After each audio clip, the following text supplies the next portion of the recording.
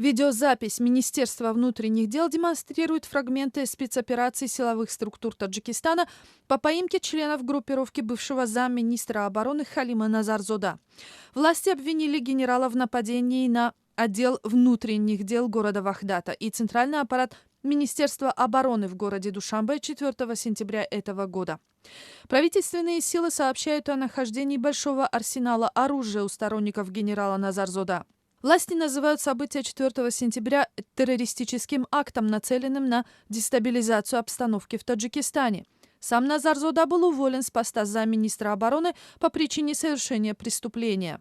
Операция по его обнаружению продолжается в Рамитском ущелье. Его местонахождение неизвестно. За 4 дня спецопераций силовых структур Таджикистана было задержано более 50 и ликвидировано 17 сторонников Назарзода. 9 сотрудников правоохранительных органов убито в ходе нападения вооруженных лиц. Совместная операция сил Министерства внутренних дел и Госкомитета по национальной безопасности Таджикистана в Рамитском ущелье продолжается.